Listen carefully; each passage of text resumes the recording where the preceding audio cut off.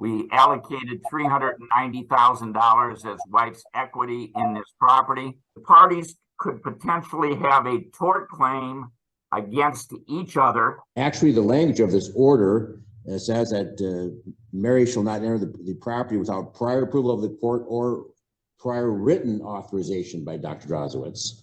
Husband would pay wife spousal support in the amount of $2,750 to secure the payment of this spousal support amount. Husband would allow a mortgage placed against the marital home in the principal amount of $181,500. Do you understand men can receive under some circumstances alimony or spousal support, and that is being forever waived by you as part of this agreement? Yes. Are you satisfied with my services as your attorney in this matter? Would you please confirm under oath that you don't have any life insurance policies with cash value? Mary Drozowitz versus Martin Drozowitz. This matter scheduled for mediation today with Attorney William Godfrey. In addition, the court has a second file, Martin Drozowitz versus Mary Drozowitz. That is a file in which a personal protection order was entered. The request of Dr. Drozowitz. Name of this hearing this afternoon is being conducted via Zoom. Present is mediator William Godfrey. In addition, Attorney Maria Zagorski is present representing the defendant Mary Drozowitz. Ms. Drozowitz appears to be present with Ms. Zagorski. In addition, James Petrangelo is present representing Dr. Martin Drozowitz, who's also present. Good afternoon, everyone. Good afternoon, Your Honor. Mr. Godfrey, with your assistance, have the parties been able to reach their own agreement this afternoon? We have a full agreement on both files, Judge, and with the court's permission, I'll place it on the record. Please, Mr. Godfrey. Thank you. We have real estate, and it will be divided as follows. I'll discuss each parcel separately. 13794 Lake Drive, Monroe, Michigan, 48161. That is awarded to husband. It is paid for. Mr. Petrangelo will prepare the quitclaim deed for wife's signature, and that should be done, and wife sign that by June 15th of 2024. We allocated $390,000 as wife's equity in this property. $265,000 has already been paid to her, which she then used to purchase a condo. The remaining $125,000 shall be paid by husband to wife no later than June 15th of 2024. There was issues about a capital gain for money that husband took out of his retirement to come up with the cash. Husband is solely responsible for any capital gain cost in relation to the money that he has pulled out of retirement to come up with the $390,000. Husband would hold wife harmless for any past, present, or future obligations concerning this property. Husband would be solely responsible for the next tax bill that would be coming out summer 2024. The second parcel of property is a condo that wife recently purchased using the $265,000 that is here in Monroe, Michigan on Tony Court. That is awarded to wife free and clear of any claim, title, or interest of husband. The third parcel is a vacant parcel of land on Raven Parkway that has only been in husband's name. That was premarital, and that would remain as husband's sole and separate property. That is the real estate. Any questions? As to the real estate, all the utilities are in husband's name. If they're not, they should be placed into his name. That would include any services such as garbage pickup and things of cable and things of that nature. Is there any questions by the parties concerning the real estate? No. No. Thank you. Automobiles, husband is awarded the 2017 GMC Arcadia. Wife is awarded the 2018 Ford Edge. The next topic was emergency cash. There was cash in the house that has already been divided. Each party would keep whatever amount of cash that they have left from the division of that emergency cash funds that were at the house. As to bank accounts, there is a joint bank account at First Merchant Bank. That's a joint account that's awarded to husband. Wife is to cooperate with husband to get her name off that account. Hopefully the bank will allow that. If there is any direct deposit of wife's pension into that account, that would be refunded to wife as soon as that arrived and cleared that account. So that is to be refunded to wife, any direct deposit of wife's pension. It's roughly a net of $312 or something close to that. But whatever her pension is, that would be refunded to wife out of that account. As to all other accounts that the parties may have, including any investment accounts, each would keep their own free and clear of any claim, title, or interest of the other party. As to retirements, the same language. Each party would keep whatever retirement that they may have free and clear of any claim, title, or interest of the other party. As to personal property, there was a gun that husband purchased from wife. That still needs to get transferred solely into husband's name. Husband shall provide confirmation that it has been put into his name, the registration for that gun, no later than June 15th of 2024. The representation at the mediation was that the sheriff department was simply sending the application back because it had not been signed. And as soon as Dr. Drozowitz signs that, it would be processed by the sheriff department and put into his name. As to all other personal property items, each party would keep whatever personal property that they may have in their possession, free and clear of any claim, title, or interest of the other party, with the exception of the following items that are still at the marital home that are awarded to wife. Wife would be entitled to the following: a small bookcase from the office, 2 end tables with outlets and drawer. I believe those are still in boxes to be assembled. A carpet cleaner and liquid cleaner that goes with that. 1 upright vacuum, which was the older one, Abyssal type. Gravity lawn chair. A portable steam iron and ironing board. KitchenAid mixer with all attachments. 2-piece slow cooker set. Wife has 1 part of that set, but she still needs the remaining piece. The extra Alexa, 1 small trash can, which I identified as a recycle can, a white zip portable clothing closet, and 2 white cupboards with doors. Wife shall make arrangements to pick up those items from the former marital home no later than June 15th of 2024. Wife to provide 24 hours notice of when she plans on coming. Wife is also to identify what individuals would be coming with her to pick up those items. It was agreed that Linda Graves would not be present, nor her children, when those items are being picked up. Any questions to this point? Just an assumption that as to wife's pension that could go into the account, we're talking there's no issue for prior to May, I assume. We're just talking about something that might come for this month or thereafter. For prior to May, correct. Anything that might be deposited, I think May has already been deposited. My client indicates that it was deposited May 1st. And I believe I withdrew it.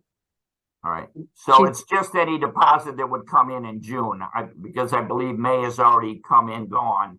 So it would be June or going forward, June, July, until she can get the direct deposit stopped. Okay. I just wanted to be clear on that. Anything else, Ms. Zagorski? No, All right. thank you. Also, we've been looking for the Alexa. We've been unable to find that. We're looking for the small crock pots. Unable to find either of those. Crock pots were not the issue. It was Slow cookers. Slow cookers. slow cooker. Yeah. So I'm guessing that the Alexa was taken by Mary already. I'm guessing that the slow cookers were taken by Mary already. She does not have those items. They could still be in the garage in those boxes.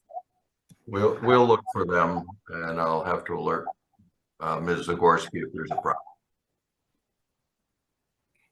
The next topic was health insurance. Each party would be responsible for their own health insurance coverage post-divorce at their own expense. Wife does have a Blue Cross Blue Shield bill that would come in for May, during May for June, and that is approximately $382. Husband would be responsible for payment of that bill upon presentment. It just needs to get to him. Husband has not received the bill in the mail. There's been a change of address, so it could be at the post office, but it has not arrived yet. But when that is provided to him, he will pay that payment. It's a little over $382. Husband would also pay any unpaid medical expense in relation to a hip surgery that wife had back, I believe, in January of 2024. If there is any medical bill that has not been paid by applicable insurance coverage, husband would be responsible for payment of that expense. Any questions dealing with health insurance? No. No. Judge, the parties could potentially have a tort claim against each other. Husband dealing with a broken leg, wife dealing with some injuries to her arm, or other allegations between the parties. They have agreed that neither party would bring any tort claim against the other for anything that may have occurred during their relationship up until today's date. So that anything is barred. They can't sue each other or demand payment for anything involving any altercations or anything that occurred during the marriage. This is a full and final settlement of all claims, known or unknown, between the parties. Further, the personal protection order on the file that the court identified, 2024-147652 PP, would be terminated by entry of an order signed by the court after June 1st of 2024. June 1st is a Saturday, so probably June 3rd. That would be prepared by Ms. Zagorski for Your Honor's signature, and the court could sign it at that time. If there is any confusion at all, and I don't think there should be one, but on the PPO, if somebody believes that wife cannot go to the house to pick up those items, I interpret the PPO as to allow her to do it. But in any event, the parties have agreed that the wife can be present to remove the items that have been awarded to her by the June 15th of 2024 date. Any questions concerning the tort claim? No. My client's goal is to retrieve her things on June 1st. And so I'm just making clear that her doing so would not be a violation of the PPO, even if the termination isn't signed until Monday, June 3rd. As long as she's given the notice, that's agreeable. Well, she's required to give the notice, but that doesn't have anything to do with the PPO. That would be in the judgment of divorce. Okay, you're saying she might come. I'm just saying that's all together. She's got to give notice and not just surprise him at the house. Understood. But that will be contained in the judgment, and I just don't want any confusion because they're two separate actions. Okay. Okay.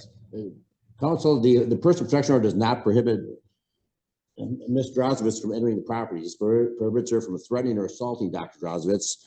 The ex parte order signed by Judge Arnold in this court's absence prohibits Ms. Drozowitz from entering the residence on Lake Drive without the prior approval or authorization of Dr. Drozowitz. So as long as we have a prior notice and an approval by Dr. Drozowitz, then she can enter the property for the limited purpose of retrieving those items of personality. And that was my interpretation as well, Judge, but I just wanted to understand. So there's no confusion. She can go there with that 24-hour notice and get her items, and that would not violate any PPO. Well, I have a concern. I have not been served with an ex parte order signed by Judge Arnold. I've never seen the petition and I've never seen the order. This is the first time hearing of it. All right. I did mail those. They went out of my office. It looks like last Wednesday. So, and I had reminded Mr. Godfroy and perhaps that didn't get carried forward to you to realize you didn't have that. And I only took that as part of the PPO, Jim. Okay. And actually, the language of this order says that Mary shall not enter the property without prior approval of the court or prior written authorization by Dr. Drozowitz. So I guess as part of this agreement, the court can authorize Miss Mary Drozowitz to enter the property on June 1st. Is that the date that's going to happen? I think the provisions that are going to be put into the judgment regarding notice and her ability to come will be written authorization. So that would take care of it, Your Honor. All right. That'd be my interpretation. So it's anticipated the judgment will be submitted prior to June 1st, then, correct? We're hoping. Yes. All right. All right. All right, Mr. Godfrey, you can continue. Thank you. Life insurance, there is none, so the standard life insurance provision can appear in the judgment of divorce. Each would be, if they had any, each could name whoever they wanted as a beneficiary on their own policy. As to marital debt, there is no joint marital debt. As previously indicated, husband would pay any of wife's bills related to her hip surgery. There is a Costco and a Lowe's joint credit card, with wife being the permitted user on that. Wife has not put any charges on it, and hopefully the parties can cooperate to have wife's name removed as an authorized signator on the Costco and Lowe's account. If not, husband will simply have to close it out and get a new Costco or Lowe's card, but the parties shall cooperate to facilitate the removal of wife's name from that account, those two charge cards. As to any other charge cards that a party has in their name, they pay their own. As to maiden name, wife is desiring, if she desires, she may have her maiden name restored to her, and that is Mary Catherine, Katherine, McLaughlin, MCLaughlin. As to attorney fees, husband pays 100% of his own. Husband will pay up to an amount not to exceed $7,500 of wife's attorney fees. So Ms. Zagorski will need to provide that information to Mr. Petrangelo to get to Dr. Drozowitz to get paid. This would include that $7,500 would include the time that Ms. Zagorski may need to prepare a judgment of divorce and a mortgage, which I'll talk about here in a second, as well as any order terminating the PPO. As to spousal support, spousal support as to husband is forever barred. Spousal support as to wife is granted. Husband would pay wife spousal support in the amount of $2,750. That would commence June 1st of 2024. That would be a direct pay. This is non-modifiable. It would terminate upon the happening of the first of the following events: wife's remarriage, wife's death, or 66 months of payments. To secure the payment of this spousal support amount, husband would allow a mortgage placed against the marital home in the principal amount of $181,500. That's the spousal support amount of $2,750 multiplied by 66 totals $181,500. Payments would be due on that mortgage to wife in the amount of $2,750. This would then continue to be paid if husband were to pass away. His estate or whomever ultimately owns the house would be responsible for making that mortgage payment until all $181,500 has been paid. There is nothing that would prevent husband from prepaying or paying that amount in whole if he wants to pay that earlier, but he certainly does not have to. Any questions concerning the spousal support? No. Mr. Godfrey, as part of the attorney fees, wasn't the defendant going to pay your fees? I get to mediation in a minute. Oh, I'm sorry. I thought Yep. that was with attorney fees. All right. Nope, I'm good. So after spousal support, topic number 14 is mediation fee. Husband shall be responsible for payment of all of my mediation fee. There was a number of miscellaneous items. I'll run through those. On the cars, the car insurance would be separated. Any premium that has already been paid towards the vehicle that is being awarded to wife would be allocated to wife's future premium so that she can, if she wants to move the insurance from a different insurance agency, she can on her car. But the prepaid premium that has already been paid, anything allocated to her vehicle stays with her and would not be something refunded to husband. Or if it is refunded, it ends up going to wife. Both parties shall cooperate to get that car insurance separated. The parties have a cell phone that is on one bill that goes through Dr. Drozowitz. That is through Verizon. The phones are paid off, but the parties shall cooperate with each other to get those phones separated. The intent is wife would keep her phone and her phone number. Husband would keep his phone and his phone number. And they just need to coordinate that with a local Verizon office. I've already talked about getting wife's name off of the Costco and Lowe's card. And I've already talked about the PPO being dismissed. So the last item is the party's 2023 tax return that has already been filed and the liability has already been paid. So that is no longer an issue dealing with the tax return. For 2024, husband would be responsible for all capital gains consequences for any of the funds that he has removed out of his holdings, whether they be retirement or otherwise. He's responsible for those taxes. That, I believe, Judge, is the entire agreement. Thank you, Mr. Godfrey. Mrs. Gorski, did Mr. Godfrey accurately state your client's agreement?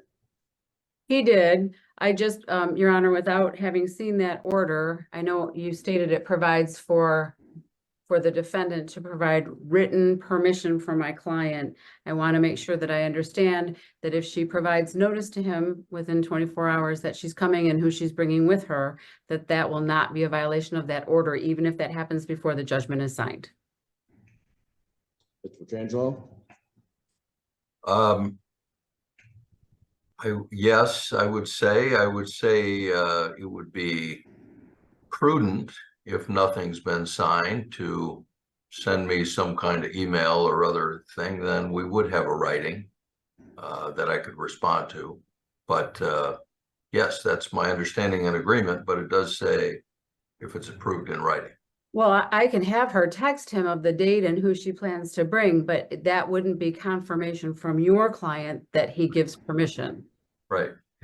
He would then need to respond if we don't have a judgment entered. I don't see why we wouldn't, but my client will respond, and I can cover that with him when I question him. I'm not comfortable with that, Mr. Petrangelo. I'm Based not. upon the agreement of the parties, Mr. Gorski, the court at this time will authorize, because the order says without approval of the prior approval of the court or written authorization of Dr. Drozowitz. So this court is at this time authorizing her entry upon the property, provided you give written notice of the time. Okay, And therefore, no written authorization is required for Dr. Drozowitz or Mr. Petrangelo, as long as they obviously notify Mr. Petrangelo so that he can notify Dr. Drozowitz of the time. It will be on June 1st, though, correct? We're not talking about June 2nd. It'll all be done in one day. It could be another date, Your Honor. You're authorizing her to enter as long as she's given us 24 hours notice pursuant to this, and I believe that would qualify under the judgment, or the order. And so if she needs to change the date, we've given her until June 15th. So Right. So Okay. the court will authorize, without written authorization from Dr. Drozowitz, provide there's 24 hours advance notice given to Mr. Petrangelo and or Dr. Drozowitz. Thank you, Your Honor. I just needed to protect my client. I appreciate that. Then we're all set, and Mr. Godfrey correctly stated the parties' agreement.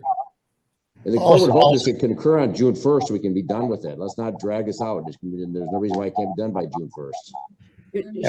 She would like to do it. Her family is at a funeral today, so she can't reach out to them, or she lost her niece last week. Okay. Right, Mr. Petrangelo, did Mr. Godfrey accurately state your client's agreement? Yes. Right, Is there any likelihood that this marriage can be preserved? No, And you and the defendant had no minor children, and you didn't adopt any minor children, is that correct? correct, Okay, you've heard the agreement that Mr. Godfrey placed on the record today, correct? correct, Do you understand it? yes, And do you believe it to be fair and equitable? yes, Have you and I had sufficient time to talk about it? yes, You understand that you have the right to have a trial in this matter, you have the right to call witnesses, and had we done that, the judge could have decided something very different from what we're agreeing to today. yes, You understand that? yes, And you understand if the court approves this agreement, that you are waiving your right to have that trial, and that these terms and conditions will be final and binding. yes, Do you have any questions of me? no, Have you disclosed any of your assets? Excuse me, have you disclosed all of your assets? yes, Okay, there's nothing out there that your husband doesn't know about? no, absolutely not, Okay, and you are in fact asking the court to adopt this agreement? yes, Thank you. I don't have anything further, Your Honor. thank you, Ms. Gorski. Mr. Petrangelo, do you have any questions for Ms. Drozowitz? I do not. Are you in agreement with those terms? Absolutely. You understand them? Yes, You mentioned you had a couple minor items you haven't been able to find yet since we negotiated this morning. Yeah. And for the record, right now you're using a walker to get around due to an injury. Is that correct? correct. I cannot go up my steps. All or right. down. You agree in good faith to make every effort to look throughout the house to try to find those three things and produce them according to this agreement. Well, there's been With two ladies here there's been my daughter Erin and Linda have been looking high and low for the items which should have been in the attic area. I'm asking you if you're going to make every reasonable effort to try to find them. Absolutely. Okay. You also understand that you could have had a trial in this matter and you might have gotten a totally different result at that trial. Yes, Knowing that, are you waiving your right to that trial? yes, Do you understand men can receive under some circumstances alimony or spousal support, and that is being forever waived by you as part of this agreement? yes. Have you, are you satisfied with my services as your attorney in this Yes. matter? All right. And have you, to the best of your knowledge, fully disclosed all of your assets and liabilities as part of these negotiations? Yes, You haven't hidden anything, have you? no. Okay. I have no further questions, Michael. Thank you, Mr. Petrangelo. Ms. Gorski, do you have any questions for Dr. Drozowitz? Just one. Sir, would you please confirm under oath that you don't have any life insurance policies with cash value? I've said it repeatedly. I do not have any life insurance. Thank you. Ms. Gorski, you'll prepare the judgment, I will. right? And you also prepare the order terminating the personal protection order and submit that on or after June 3rd, 2024. Is that correct? Yes. Very well. The court would like to thank and acknowledge Mr. Godfrey for his assistance in helping facilitate ample resolution of this matter, as well as, of course, attorneys Zagorski and Petrangelo. Based upon the testimony that's been presented this afternoon, as well as plain file, this case court finds that jurisdiction has been established. Court further finds that there has been a breakdown of the marriage relationship to the extent that the objects of matrimony have been destroyed, and there appears to be no reasonable likelihood that the marriage can be preserved. Or upon receipt of the consent judgment, the court will sign that judgment, and at that time, the court will order that the marriage between the parties be dissolved, and judgment shall enter granting a divorce from bonds of matrimony. That will conclude this matter. Good luck to you, Mr. Drozowitz and Dr. Drozowitz. Thank you again, Mr. Godfrey. Everyone can zoom out. Have a good rest of the day. Thank you, Your Honor.